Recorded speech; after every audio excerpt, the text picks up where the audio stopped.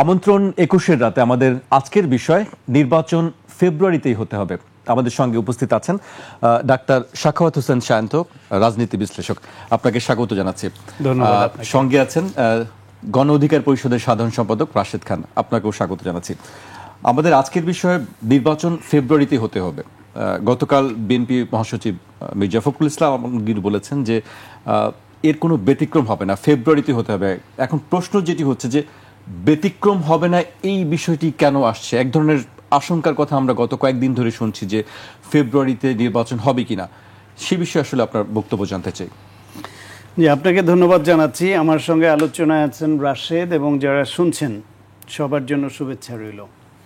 হ্যাঁ, নির্বাচন নিয়ে একটা ধূম্রজাল তো তৈরি হয়েছে, একটা আশঙ্কা তৈরি হয়েছে, একটা মানুষের মধ্যে একটা উৎকণ্ঠা তৈরি হয়েছে বলেই আমরা অনেক সময় প্রশ্নের সম্মুখীন হই। সংবাদ মাধ্যমের মানুষ হিসেবে আপনিও নিশ্চয়ই অনেক জায়গায় প্রশ্নের সম্মুখীন হন, এমন করে যে কি অবস্থা, ভেতরের অবস্থা কি, নির্বাচন হবে তো?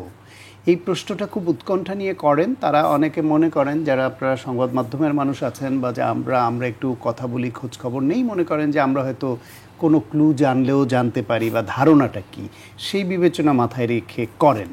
এখন আমরা ভেতরের খবর যতটুকু জানি বা না জানি, তার থেকে বড় কথা হলো এই প্রশ্নগুলো তো মানুষের মনে আসছে। বিশেষত সেটা প্রশ্নগুলো আসলো কেন? প্রশ্নগুলো আসার পেছনে প্রথমত দায়ী আমার মনে হয় সরকার, অন্তর্বর্তীকালীন সরকার। কারণ হচ্ছে নির্বাচন নিয়ে তারা তাদের অবস্থান স্পষ্ট কখনোই করে না। একটা হ্যাজি, একটা প্রচ্ছন্ন একটা কেমন যেন ভাব তারা রেখে দিচ্ছে যে ক্লিয়ার করছে না। কখনো বলছে দ্রুততম সময়ের মধ্যেই তারা নির্বাচন দিতে প্রস্তুত, তারা আগামী বছরের মাঝামাঝি সময়ের আগে দিবে, ডিসেম্বর থেকে জুনের মধ্যে দিবে, তারপর একবার বললেন এপ্রিলে দেওয়ার কথা।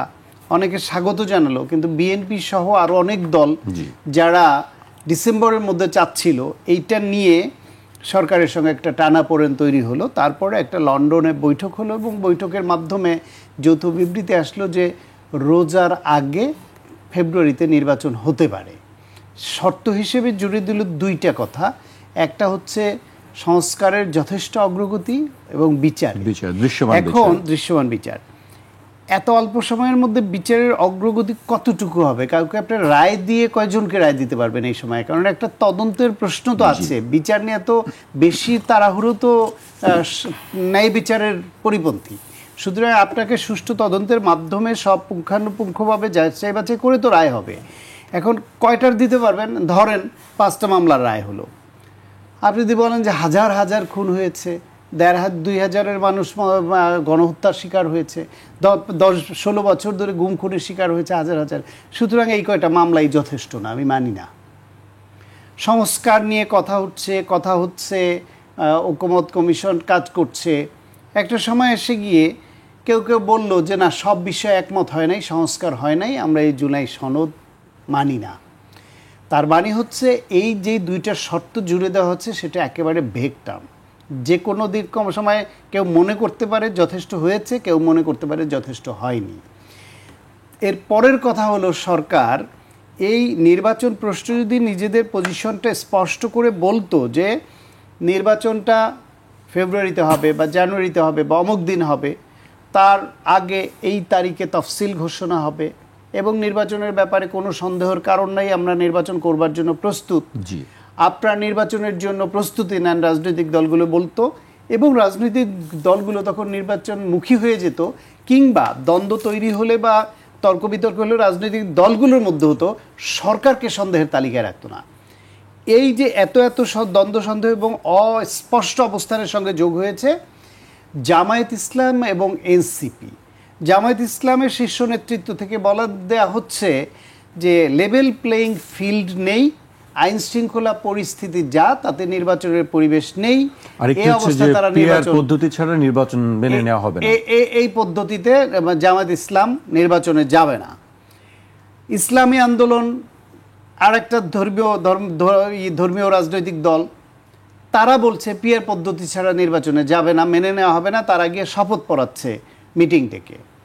এনসিপি বলছে আইন শৃঙ্খলা পরিস্থিতি খারাপ, এবং জুলাই সনদের ব্যাপারে একমত হয়নি এবং এই যে পরিস্থিতিতে নির্বাচন সম্ভব না, তারা এই অবস্থায় নির্বাচন বিষয়ে তাদের অবস্থান না করে দিল। এখন সরকারের অস্পষ্ট অবস্থান, লন্ডন মিটিং এবং তার বিবৃতির যে পরবর্তী যে উদ্যোগ বা বাস্তবায়ন, সেদিকে কোনো স্পষ্ট লক্ষণ নাই। এইদিকে রাজনৈতিক দলগুলোর মধ্যে নির্বাচন না হওয়ার পক্ষে অবস্থান নিয়ে নিচ্ছে একাধিক দল।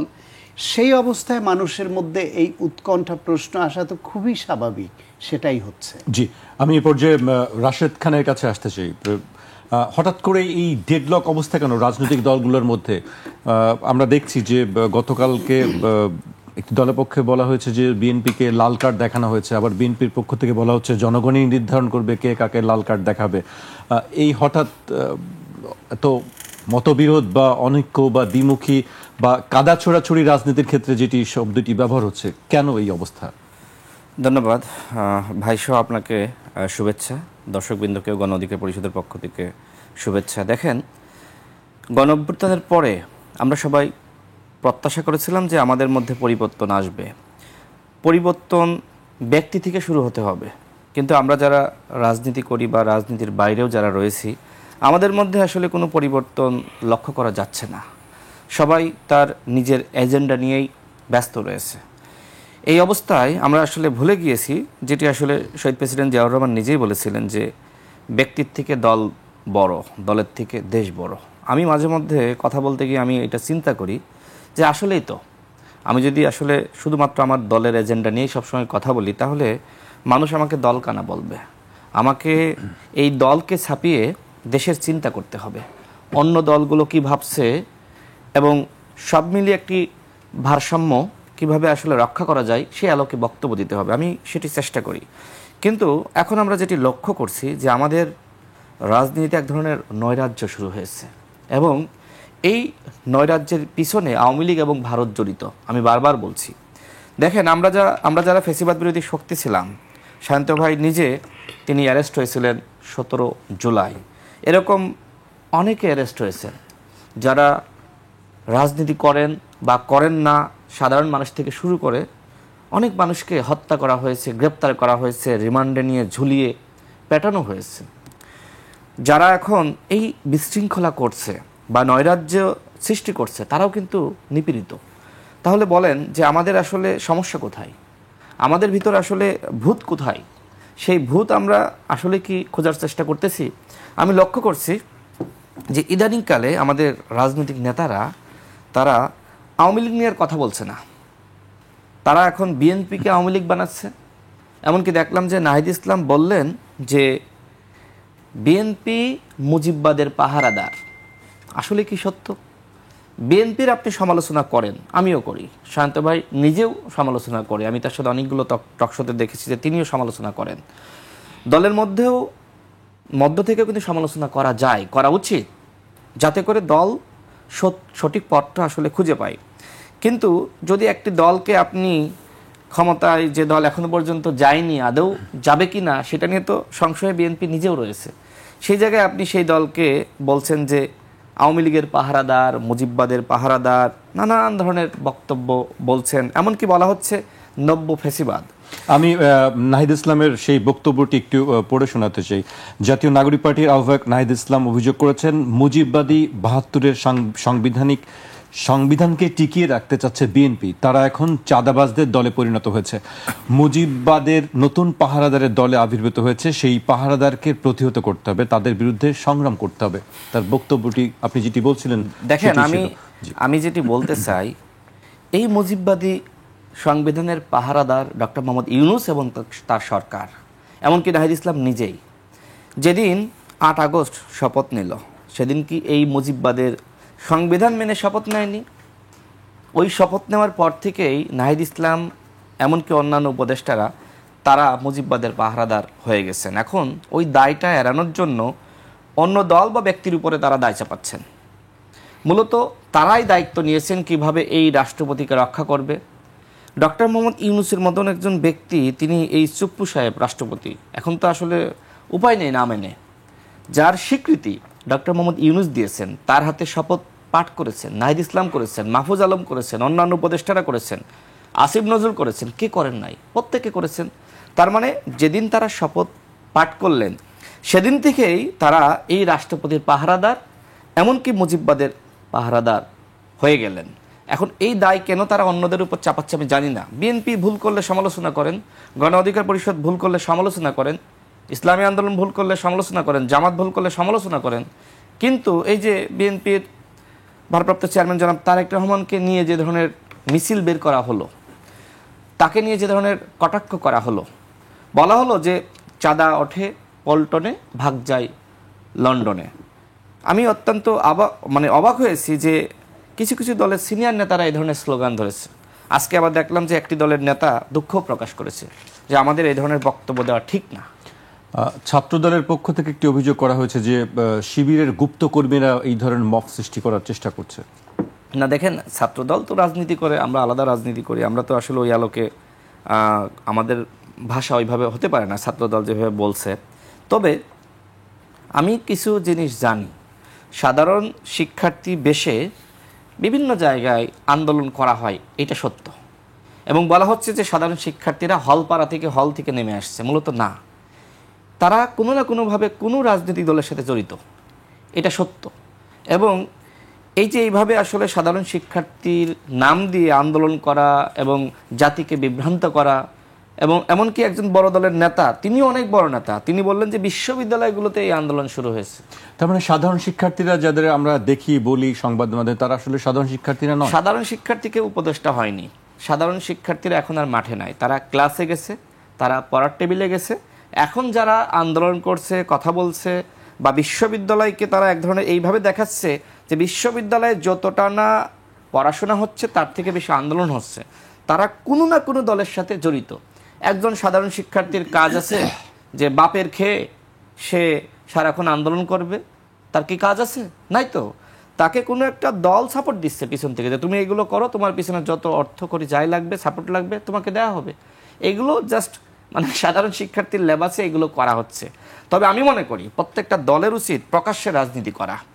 আমার কতগুলো কর্মী রয়েছে সেগুলো প্রকাশ্যে দেখানো। আমি আমার 60 জন কর্মীকে আমি সামনে রাখবো, আর 40 জনকে বিভিন্ন দলে আমি যুক্ত করিয়ে দেব, সাধারণ শিক্ষার্থী হিসেবে রাখবো। এটা তো হইতে পারে না। এই সংস্কৃতির জায়গা থেকে আমাদের গণ অভ্যুত্থানের পরে অন্তত বের হয়ে আসা উচিত। দেখেন, এই সংস্কৃতি, এই যে রাজনৈতিক সংস্কৃতি, এটা তো আসলে আমরা তো কোনোভাবেই মানতে পারতেছি না যে পরিবর্তন হইল না। পরিবর্তন কেন হলো না? এই যে জাতীয় ঐক্যমত কমিশন গঠিত হলো, আজকেও আমি দেখলাম যে আলী রিয়াজ স্যার বলছেন যদি আমরা যদি আমরা ঐক্যমতে না আসতে পারি তাহলে সেই ব্যর্থতা সবার। কারণ আমার কথা হলো যে আপনারা কেন জাতীয় ঐক্যমত কমিশন নাম দিলেন? আসলে কি সম্ভব ঐক্যমতে আসা? যদি আপনারা মনে করেন যে আপনারা 110টি প্রস্তাবনা রেডি করেছেন, এইগুলো সবাইকে মানতে হবে, তাহলে আপনারা সেটা অধ্যাদেশ জারি করে দেন। কিন্তু আপনারা দলগুলোকে ডাকতেছেন, আবার বলতেছেন অমক মানতেছে, তমক মানতেছে না। কখনোই কি ঐক্যমত সম্ভব? কোনোভাবেই এই ঐক্যমত সম্ভবপর হবে না। যদি আপনারা মনে করেন যে কোনো কিছু চাপিয়ে দিতে হবে, দেন চাপিয়ে, এরপরে সেটা নিয়ে দলগুলো চিন্তা করবে যে কি করণীয়। কিন্তু আপনারা যেটা চাচ্ছেন এটা সম্ভবপর নয়। তারা অধিকাংশই যেহেতু আমেরিকা, ইউরোপে তারা বড় হয়েছে, সেখানে থেকেছে, তারা মনে করছে যে বাংলাদেশের মানুষ মনে হয় ফেরেস্তা হয়ে গেছে, এখন আমরা যা বলবো তাই হবে। না তো, বাংলাদেশের মানুষের মধ্যে দেখেন শুধুই কি চুরি রাজনীতিবিদরা করতেছে, দুর্নীতি শুধুমাত্র রাজনীতিবিদরা করতেছে, অন্যায় কি শুধুমাত্র রাজনীতিবিদরা করতেছে? এই কিশোর গ্যাং, এরা কোন রাজনীতি করে, কোন দল করে? এদের তো একটা নির্দিষ্ট গ্যাং রয়েছে। এমনকি ডাকাত দল, এরা কোন দল করে? সন্ত্রাসী গোষ্ঠী রয়েছে, এরা কোন দল করে? চরমপন্থী রয়েছে, কোন দল করে? শুধুমাত্র দলগুলোর নেতারাই যে অন্যায় করতেছে না, আর দলগুলোর কি সব নেতা অন্যায় করতেছে? একটা দলের, একটা দেশের অবস্থা যখন খারাপ, তখন দলের অবস্থা তো খারাপ হবেই। এমনকি উপদেষ্টাদের মধ্যে চোর বাটপার রয়েছে না? আমরা দেখতেছি না উপদেষ্টাদের এপিএসরা দুর্নীতি করতেছে, উপদেষ্টারা দুবাই যাচ্ছে বেসরকারি সফরে, সেটা আমরা জানি না কত টাকা সেখানে রেখে আসছে। তদন্ত করুক। একজন কর্মকর্তার বিরুদ্ধে যখন আপনার অভিযোগ আসবে, ওই মিনিস্ট্রির দায়িত্ব তদন্ত করা। একটি তদন্ত কমিটি এখনো পর্যন্ত গঠন করেছে? এমনকি একজন উপদেষ্টা, তার হাজব্যান্ড, সে নসরুল হামিদ বিপুর সম্পদ পাহারা দিচ্ছে, ইনক্লাবের সংবাদ প্রকাশিত হয়েছে, তদন্ত হয়েছে। এরপরে বিভিন্ন ব্যক্তিকে, আওয়ামী লীগের নেতাদেরকে কয়েকজন উপদেষ্টা জামিন করিয়েছে। আমি অন্য জায়গা থেকে জানতে পারলাম যে প্রধান উপদেষ্টা নিজেই নাকি বলেছে জামিন দেওয়ার জন্য। প্রধান উপদেষ্টা নিজেই বলেছে ওই সাবের মান্নানকে জামিন করানোর জন্য। দেখেন কি অবস্থা। তো প্রধান উপদেষ্টা তো একটা সময় বললো যে আওয়ামী লীগ নির্বাচনে অংশ নিতে পারবে কি পারবে না আওয়ামী লীগ সিদ্ধান্ত নেবে। তারপরে হঠাৎ কি এমন হলো যে আওয়ামী লীগকে তিনি সাংগঠনিক কার্যক্রম নিষিদ্ধ করে দিলেন। আমি আর একটি কথা বলি, দেখেন হ্যাঁ, এই উপদেষ্টা পরিষদের কয়েকজন চেয়েছিলেন যে বিচারিক প্রক্রিয়ায় বা কোর্টের মাধ্যমে আওয়ামী লীগ নিষিদ্ধ হোক, এর মাধ্যমে যেটি হবে যে আওয়ামী লীগ আর ফিরতে পারবে না। কিন্তু চাপ দিয়ে নির্বাহী আদেশে আওয়ামী লীগকে নিষিদ্ধ করা হলো। আসলে কি আওয়ামী লীগকে নিষিদ্ধ করা গেছে? আমার তো মনে হয় না। নাটক হয়েছে, নাটক মঞ্চায়ন করা হয়েছে, জনগণকে ধোঁকা দেওয়া হয়েছে। আরেকটি কথা বলি, দেখেন মানে খুব আলোচিত দুইজন নেতা আছে। 3 তারিখে 1 দফার ঘোষণা, 5 তারিখের যে সিদ্ধান্ত, সেই সিদ্ধান্ত তারা জানতেন না। কেন জানেন? কারণ তারা হাসিনার ওই এমপিদের সাথে বৈঠক করে সিদ্ধান্ত নিয়েছিলেন যে 9 দফাকে 8 দফা করা হবে। আই থিঙ্ক বুঝতে পারছেন আমি কাদের কথা বলতেছি। তারা এখন খুব বড় বড় গলায় কথা বলতেছে, কারণ ওই সময় তাদের দুর্বলতা আছে। তারা আওয়ামী লীগের সাথে হাত মিলিয়েছিল, ডিজিএফআইয়ের সাথে হাত মিলিয়েছিল। আমি একটা বই লিখতেছি, আমার বইতে সমস্ত ইতিহাস থাকবে, কারণ আমি ওই পচা কোনো ইতিহাস লিখবো না, যেটা সত্য সেটাই লিখবো। এর জন্য আমার যত সমালোচনা হইলে হবে। আমরা 71 আমি লিখতেছি, এটা আমার 2018 সালের আন্দোলনে যেহেতু আমরা নেতৃত্ব দিয়েছি। আমরা পড়তে পারবো কবে? আশা করি আপনি ডিসেম্বরের আগেই ইনশাল্লাহ পড়তে পারবেন।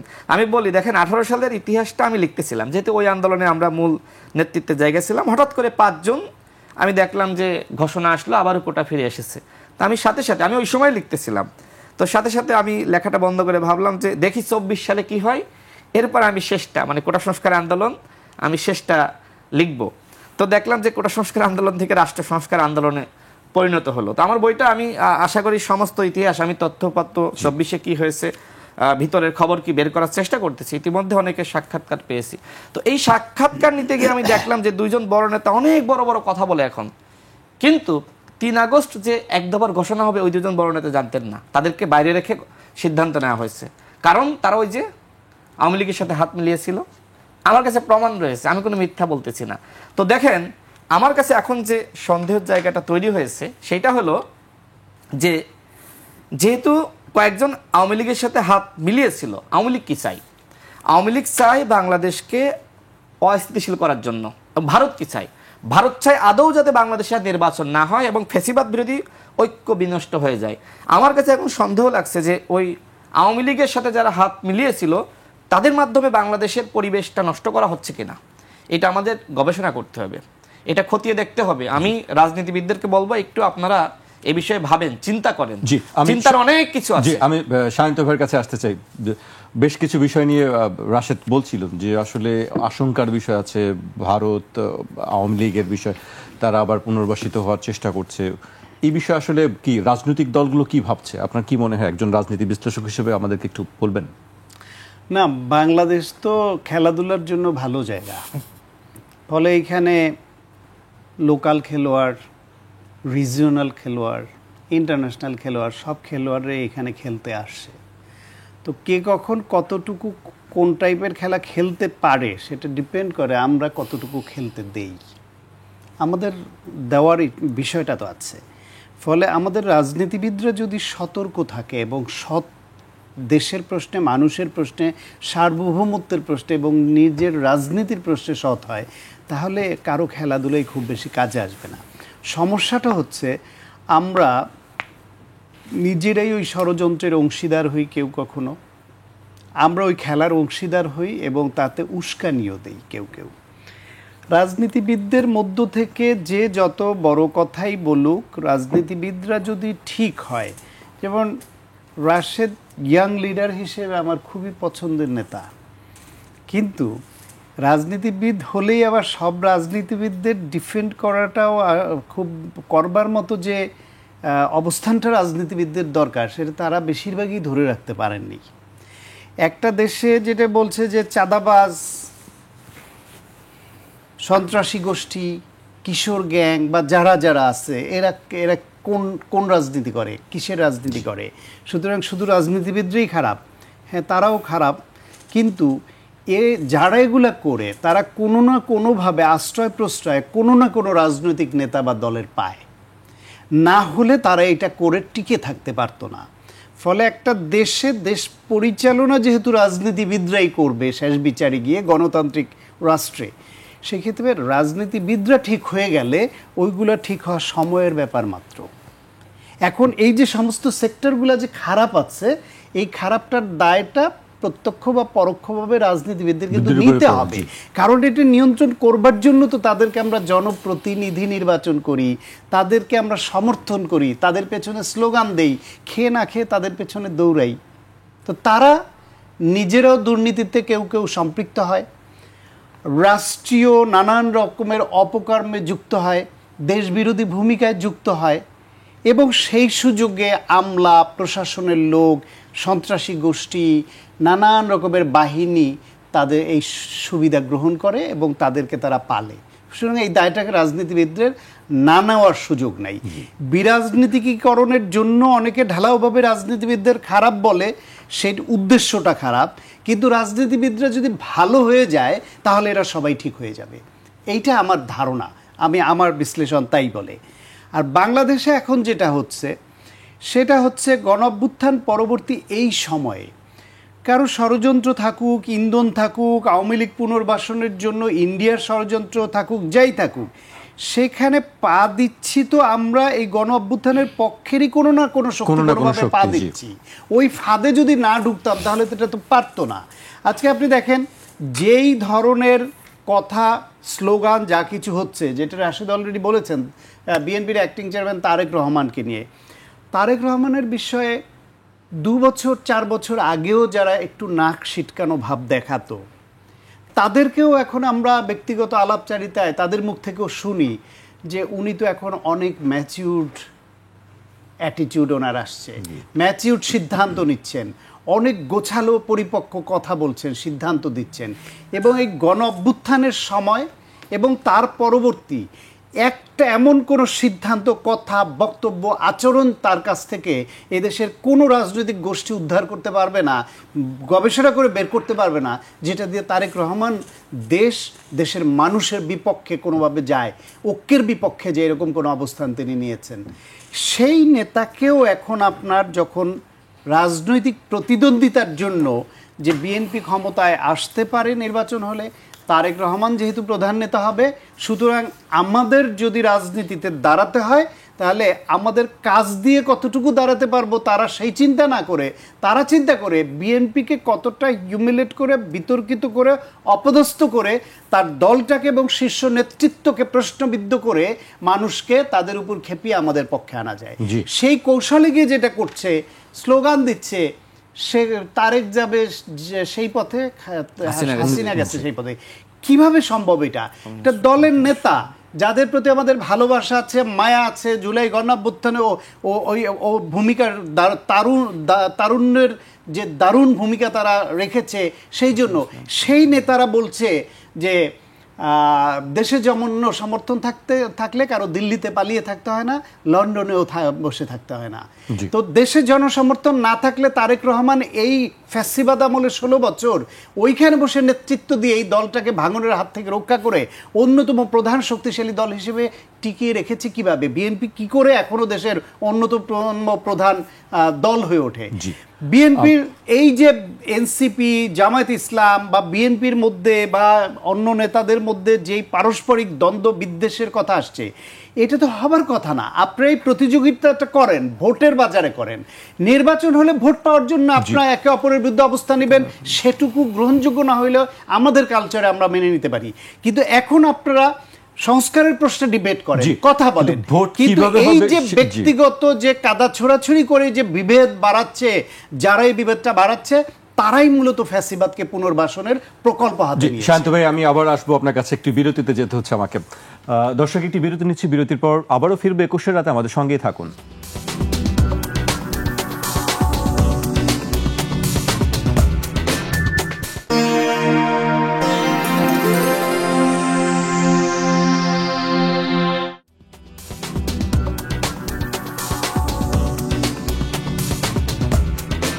বিরতির পর আবারও স্বাগত। আপনারা দেখছেন 21 রাত, আমাদের সঙ্গে আছেন রাজনীতি বিশ্লেষক ডাক্তার সাখাওয়াত হোসেন শান্ত এবং গণ অধিকার পরিষদের সাধারণ সম্পাদক রাশেদ খান। বিরতিতে যাবার আগে শায়ন্ত ভাইয়ের কাছ থেকে বেশ কিছু কথা শুনছিলাম আমরা। আমি এবার রাশেদ খানের কাছে আসতে চাই। কাদা ছোড়াছড়ির বিষয়টি নিয়ে কথা হচ্ছিল। আমরা একসময় দেখছিলাম যে লন্ডনে যে বৈঠকটি ছিল সেই বৈঠকের পরে একটি স্বস্তির অবস্থা আমরা দেখছিলাম, কিন্তু কিছুদিন যেতে না যেতে সেই অবস্থা থেকে একে অপরকে দোষারোপ করা শুরু হয়েছে। মানে এই অবস্থা থেকে বের হওয়ার আসলে কি দেখেন আপনি, তো রাজনীতিবিদ হিসেবে, সেইখানে আমাদের আসলে কি করা উচিত? দেখেন, বর্তমানে যা কিছু হচ্ছে এটা আসলে এই ক্ষমতার জন্য। কেউ ক্ষমতায় যেতে চায়, আবার কেউ কাউকে ক্ষমতায় যেতে দিতে চায় না। নানান সংকট সমস্যা আছে। রাজনীতিতে আসলে শেষ বলে কিছু না, একটা কথা আছে না? দেখেন, আমি কয়েকদিন আগে একজন নেতার বক্তব্য শুনছিলাম। তিনি এইরকম বলছিলেন যে এই দেশে যদি কমিউনিস্টরা ক্ষমতায় আসে তাহলে ইসলাম কায়েম সম্ভব, কিন্তু ওই ইসলামিক দলটি, আমি নাম বললাম না, ক্ষমতায় আসলে ইসলাম কায়েম সম্ভবপর নয়। এখন তারা সবাই ঐক্য গড়ে তুলতেছে। তার মানে কি? তার মানে রাজনীতিতে শেষ বলে কিচ্ছু নাই, ক্ষমতায় আসলে মুখ্য। মানে ক্ষমতায় যাওয়ার জন্য যার সাথে ঐক্য করা দরকার তার সাথে করতে হবে। আমরা অতীতে দেখি নাই এরশাদের অধীনে কারা নির্বাচনে গিয়েছে? হাসিনা নিজেই তো সে আগের দিন বলল যারা এরশাদের অধীনে নির্বাচনে যাবে তারা জাতীয় বেঈমান। এর পরের দিন সে ঘোষণা দিল যে আমরা এরশাদের অধীনে নির্বাচনে যাব। হয়েছে না? ওই সময় আরও দল নির্বাচনে গিয়েছে। ওই সময় কিন্তু বিএনপি নির্বাচনে যায়নি। এই কারণে পরবর্তী 91 নির্বাচনে বিএনপিকে জনগণ ক্ষমতায় আনে, যে বিএনপি আসলে জনগণের সাথে বেঈমানি করেনি। তো যাই হোক, এখন আসলে যে খেলাধুলা আপনি দেখতেছেন, এই খেলাধুলার পিছনে আরও বড় খেলোয়াড় আছে। কারা তারা? তারা এই যে ভারত একটা খেলোয়াড়, অন্য খেলোয়াড় থাকতে পারে, আন্তর্জাতিক খেলোয়াড়রা আছে। আমাদের প্রধান উপদেষ্টা নিজেই কিন্তু বলেছেন যে আমরা কিন্তু যেন খেলোয়াড় না, আমরা আন্তর্জাতিক মানের খেলোয়াড়। তার মানে এই উপদেষ্টা পরিষদে এরকম খেলোয়াড়, আন্তর্জাতিক মানের খেলোয়াড় আছে যারা কেউ নির্বাচন চায় না, স্পষ্টভাবে যদি বলি। আবার অনেকে নির্বাচন চায়। তারা মনে করে যে 11-র যে ইতিহাস, সেখান থেকে আমাদের শিক্ষা নিতে হবে। আমরা যদি ভুল করি তাহলে আমাদের খেসারত দেওয়া লাগবে। তো আমার মনে হয় যে হয়তো সরকার ভুল করবে না, তবে সরকারের উপরে এখনো পর্যন্ত পুরোপুরি আস্থা রাখার কোনো সম্ভাবনা সৃষ্টি হয়নি। সরকার নিজেই করছে না। যেমন এই যে ফেব্রুয়ারিতে ইলেকশনের ব্যাপারে যে বৈঠক হলো প্রধান উপদেষ্টা এবং জনাব তারেক রহমানের মধ্যে, এরপরে বিএনপির নেতারা সরকারের ব্যাপক প্রশংসা শুরু করলো এবং সরকারের উপরে আস্থা রাখলো। এখনো পর্যন্ত বিএনপির নেতারা ওইভাবেই বক্তব্য দিচ্ছে। আমার মনে হয় সরকারকে বিষেধগার করে বা নির্বাচন হবে না, সংশয় সন্দেহ, এ ধরনের বক্তব্য একটু স্ট্রংলি একটা অবস্থান দেখেছি ফেব্রুয়ারিতে নির্বাচন হতে হবে, এর ব্যতিক্রম হবে না। সেটা তো হ্যাঁ, ওটা তো বলেছে যে আশা করি সরকার তো ওই সময় ইলেকশন দেবে। দেখেন, এই যে কিছুদিন আগে আমাদের প্রেস সচিব তিনি প্রেস ব্রিফিং করলেন এবং তিনি বললেন যে প্রধান উপদেষ্টা বলেছেন যে ডিসেম্বরের মধ্যে নির্বাচনের প্রস্তুতি সম্পূর্ণ হতে হবে। তার মানে প্রস্তুতি, নির্বাচন না। ওই সময় অনেকগুলো মিডিয়াতে সংবাদ হলো যে ডিসেম্বরের মধ্যে নির্বাচন করার নির্দেশনা প্রধান উপদেষ্টার, কিন্তু পরবর্তীতে দেখা গেল না, নির্বাচন না, নির্বাচনের প্রস্তুতি সম্পূর্ণ। এই সরকারের ভাষাগুলো দেখেন, আমি মাঝে মধ্যে কি বলবো, এখানে অন্য একটা শব্দ উচ্চারণ করা দরকার ছিল, করলাম না। আমি মাঝে মধ্যে বোকা হয়ে যাই যে সরকার এতটা চালাক, সরকার মনে করে আমার এই চালাকি কেউ ধরতে পারবে না। কিন্তু যারা রাজনীতিবিদ তারা কিন্তু এই চালাকিগুলো সহজেই বুঝতে পারে। হয়তো সাধারণ মানুষ মনে করে না প্রধান উপদেষ্টা তো ঠিক লাইনে আছেন, তিনি তো ঠিক নির্দেশনা দিচ্ছেন, কিন্তু এই নির্দেশনা যে একটা ভাওতাবাজি সেটা আপনি দেখেন। এইখানে আবার কি বলা হয়েছে জানেন? এইখানে বলা হয়েছে যে স্বরাষ্ট্র উপদেষ্টাকে নির্দেশনা দেওয়া হয়েছে, পুলিশকে নির্দেশনা দেওয়া হয়েছে। নির্বাচন কে করবে? নির্বাচন করবে নির্বাচন কমিশন, তাই না? সেক্ষেত্রে আবার দেখেন, আমাদের প্রধান নির্বাচন কমিশনারের সাথে প্রধান উপদেষ্টার বৈঠক হয়েছিল। তা আমি একটা জায়গা থেকে তথ্য পেয়েছিলাম যে আসলে সেখানে নির্বাচন নিয়ে আলোচনা হয় নাই, নির্বাচন কবে হবে। তা আমি অপেক্ষা করছিলাম যে আসলে তিনি কি বলেন। দেখলাম যে আসলেই প্রধান নির্বাচন কমিশনার বললেন যে প্রধান উপদেষ্টা আমাদের এই ধরনের নির্দেশনা দেননি। এই যে আমাদের প্রেস সচিব তিনি যে বক্তব্য দিলেন, এখানে নির্বাচন কমিশনকে কোনো নির্দেশনা দেওয়া হয়েছে? হয়নি। তার মানে নির্বাচন কমিশন এখনো পর্যন্ত আসলে ওই ধরনের প্রস্তুতি নিতে পারতেছে না যে ইলেকশন কি ফেব্রুয়ারিতে না এপ্রিলে। যদি এপ্রিলে ইলেকশন করতে হয় তাহলে এক ধরনের প্রস্তুতি, যদি ফেব্রুয়ারিতে করতে হয় আরেক ধরনের প্রস্তুতি, যদি ডিসেম্বরে করতে হয় আরেক ধরনের প্রস্তুতি। এখন আমি বুঝতেছি না যে সরকার আসলে কি চাচ্ছে, সরকারের চাওয়া পাওয়া কি। দেখেন, আমাদের প্রধান উপদেষ্টা বলেছে যে যতটুকু ঐক্যমত হয় তার ভিত্তিতেই নির্বাচন হবে, আর কোন দল কি চায় না সেটা আমরা লিখে দিব, যে বিএনপি এটা চায় না, জামাত এটা চায় না, গণ অধিকার পরিষদ এটা চায় না, তো সমস্যা কি, লিখে দিক, জনগণ দেখুক। যদি জনগণ মনে করে বিএনপিকে ক্ষমতায় আনবে না, এখন তো আমরা ওইটাই দেখতেছি ফেসবুকে বা অন্যান্য নেতাদের বক্তব্য যে বিএনপি আগামীতে ক্ষমতায় আসার সম্ভাবনা নাই। কেউ কেউ বলছে যে তারা 50টির বেশি আসন পাবে না। তো ভালো কথা, তো সেটা লিখে দিক প্রধান উপদেষ্টা বা এই জাতীয় ঐক্যমত কমিশন, যে বিএনপি এই ঐক্যমতে আসে নাই, জামাত আসে নাই ঐক্যমতে, গণ অধিকার পরিষদ আসে নাই, এনসিপি আসে নাই, এতটুকু ঐক্যমত হয়েছে, আমরা এইটার ভিত্তিতে একটা চার্টার তৈরি করলাম। তো যদি জনগণ তখন মনে করে না বিএনপি আসলে জনসম্পৃক্ত না, বিএনপি অধিকাংশ সংস্কারের সাথে একমত হয়নি, জনগণ বিএনপিকে ভোট দিবে না, তাই না ভাই? সুতরাং সমস্যা তো নাই। বিএনপি যদি বলি, এইরকম একটা কথা কিন্তু আলী রিয়াজ সাহেব নিজেই একবার অলরেডি বলেছিলেন যে সব দল যে যে বিষয়ে একমত হবে ওটুকুর মাধ্যমে আমরা একমত আসবো, বাকিটা তারা ইস্তেহার আকারে দেবে এবং জনগণ সিদ্ধান্ত নেবে। জি, কিন্তু সেই জায়গায় পরে তারা থাকেনি। ওই যে বললাম না যে তারা আসলে স্থির না, তারা সকালে একটা চিন্তা করতেছে, এখন রাতে যখন ঘুমাইতে যাচ্ছে তখন ভাবতেছে সকালের চিন্তা ভুল ছিল, আর ঘুম থেকে ওঠার পরে তারা মনে করতেছে না এই কাজটা এইভাবে করা যাবে না, আমি যে সিদ্ধান্ত দিয়ে ফেলেছি এটা ভুল করেছি, এই সিদ্ধান্তের পরিবর্তন ঘটাতে হবে। ওই যে আওয়ামী লীগকে নিষিদ্ধ করা নিয়ে প্রধান উপদেষ্টার 4-5 রকমের বক্তব্য, আমি তখন আসলে খুব অবাক হয়েছি প্রধান উপদেষ্টা কিভাবে এক এক সময় এক এক কথাবার্তা বলে। তার কাছ থেকে তো এটা প্রত্যাশা করা যায় না। এটা আমরা বললে মানায় যে রাজনীতি করি আমরা হয়তো সকালে একটা বললাম, পরে আর একটা বললাম, সেটা আলাদা কথা, উচিত না। মানে রাজনীতিবিদদেরকে তো এইভাবে দেখানো হয় যে রাজনীতিবিদদের চরিত্রের কোনো ঠিক নাই। তো আমি তো দেখছি যে এই সরকারের চরিত্রের কোনো ঠিক নাই। এই সরকার কি চাচ্ছে এখনো পর্যন্ত এই দেশের কেউ স্পষ্ট হইতে পারে নাই। এইটা আসলে সরকারের দুর্বলতা নাকি আমাদের দুর্বলতা যে সরকারের কঠিন ভাষা আমরা বুঝতে পারতেছি না। তো অনেকে আসলে সরকারের প্রশংসা করতেছে। দেখেন, আমি একটি কথা বলে শেষ করি। একটা ইসলামিক দলের একজন বড় নেতা আমার একটা বক্তব্য শুনে খুব প্রশংসা করলেন এবং তিনি আমাকে বললেন যে আমার সাথে একটু দেখা কইল। তো তার বাসা আবার আমি যেদিকে থাকি সেদিকে যাওয়ার পথে। তা আমি গেলাম বেশ 11টা-12টার দিকে, তিনি আবার ঘুমাই পড়েছিলাম। তো গিয়ে আসলে ঘুম থেকে তাকে জাগালাম, কারণ আমার সময় কম হয়, ওই সময় পেয়েছি। তো আমি তার কাছে জিজ্ঞেস করলাম যে আপনারা আসলে সরকারের উপরে এত আস্থা রাখতেছেন কেন? তিনি আমাকে বললেন যে আস্থা না রেখে উপায় কি।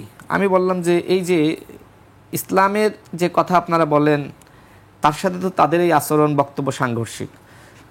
তিনি আমাকে বললেন যে আমরা সরকারের উপরে সন্তুষ্ট সেইটা না, কিন্তু আমরা মনে করি যে এই সরকার যেহেতু এই সময় সে দায়িত্ব নিয়েছে, হাসিনা ফিরলে এরাও রক্ষা পাবে না, আমরা পাবো না, মন্দের ভালো হিসেবে তাদেরকে আমরা সাপোর্ট দিতেছি, কিন্তু তাদের সব কিছুর সাথে আমরা একমত না। তার মানে এখন যারা প্রকাশ্যে একমত দেখাচ্ছে তারা আসলে যে সরকারকে খুব পছন্দ করতেছে সেইটা না।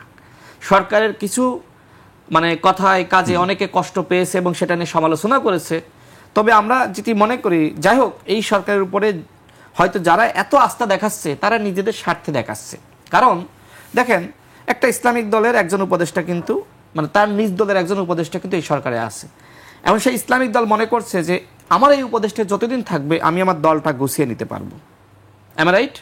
সেই জন্য তিনি চাচ্ছেন যে এই সরকার যতদিন থাকবে আমার দলটা গুছিয়ে নেওয়া তত সহজ হবে। দ্বিতীয়ত, এনসিপির 3জন উপদেষ্টা ছিল, এখন 2জন আছে। এনসিপি মনে করছে যে আমরা এখন জেলায় জেলায় গেলে আমরা সার্কিট হাউসে থাকতে পারতেছি, পুলিশ আমাদের প্রটোকল দিতেছে, ডিসি আমাদের গুনতেছে, ইউনো পিছনে ঘুরতেছে, তো এই সরকার চলে গেলে তো আমরা এই প্রোটেকশনগুলো এই প্রটোকলগুলো পাইবো না।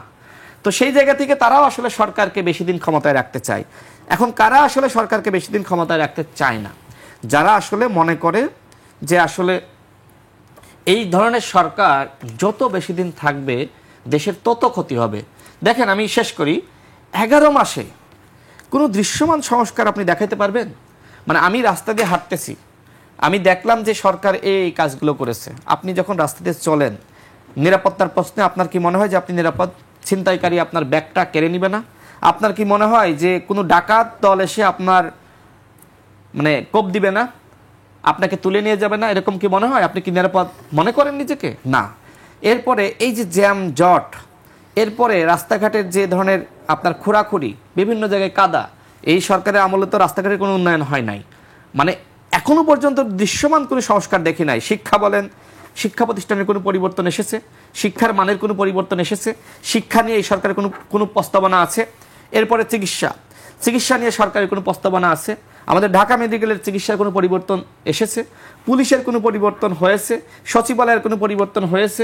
সরকারি কর্মকর্তাদের ঘুষ খাওয়া বন্ধ হয়েছে? দুর্নীতি বন্ধ হয়েছে? সরকার যদি বাংলাদেশ থেকে দুর্নীতি বন্ধ করতে পারত, তাহলে তো এই দেশের অনেক পরিবর্তন হয়ে যায়। দেখেন, আমাকে একটা অনুষ্ঠানে মানে অতিথি করা হয়েছিল, তো সেইখানে সরকারি কর্মকর্তাদের অনুষ্ঠান, বিসিএস মানে আন্তঃক্যাডার বৈষম্য নিরসন পরিষদ, সম্ভবত ভাইও কোনো একটা প্রোগ্রামে গিয়েছিলেন। তা আমি তাদেরকে বললাম যে আপনাদের 1 নম্বর দাবি হওয়া দরকার ছিল যে আপনারা কেউ ঘুষ খাবেন না, কে দুর্নীতি করবেন না। এবার আমি তাদের হাত তোলালাম যে আপনারা হাত তোলেন, কে কে ঘুষ খাবেন না, কে কে দুর্নীতি করবেন না। তারা সবাই হাত তুললো। আমার কথা হলো, দেখেন বাংলাদেশের সব থেকে বড় সমস্যা কিন্তু ঘুষ এবং দুর্নীতি। এই সরকারের আমলে হাসিনার থেকেও বেশি ঘুষ এবং দুর্নীতি হয়েছে, এমনকি পাচারও হয়েছে। দেখেন, এই যে সচিবদেরকে নিয়োগ দেওয়া হয়েছে কোন প্রক্রিয়ায়, প্রশাসক নিয়োগ দেওয়া হয়েছে কোন প্রক্রিয়ায়, আমরা এই সরকারের কাছ থেকে সব থেকে বেশি স্বচ্ছতা এবং জবাবদিহিতা প্রত্যাশা করেছিলাম যে এই সরকার আমাদের সরকার, এই সরকার আমাদের স্বচ্ছতা জবাবদিহিতা শেখাবে।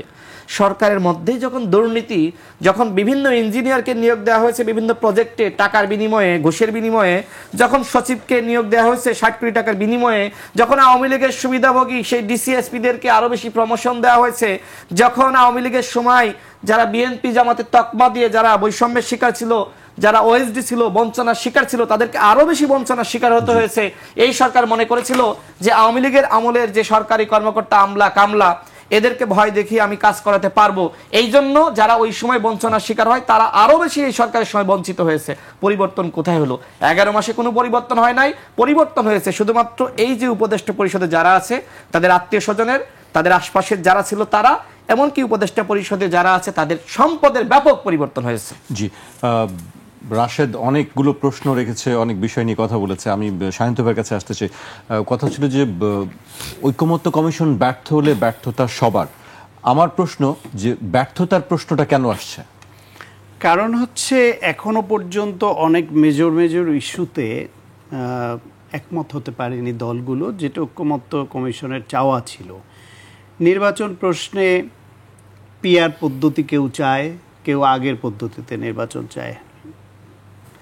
আপার হাউসে কেউ চাচ্ছে পিআর পদ্ধতি, কেউ চাচ্ছে এখন নারী কোটায় নির্বাচন যে পদ্ধতিতে হতো, মানে আসন প্রাপ্তির রেশিও অনুসারে 100 হবে এবং কিভাবে হবে সেটা।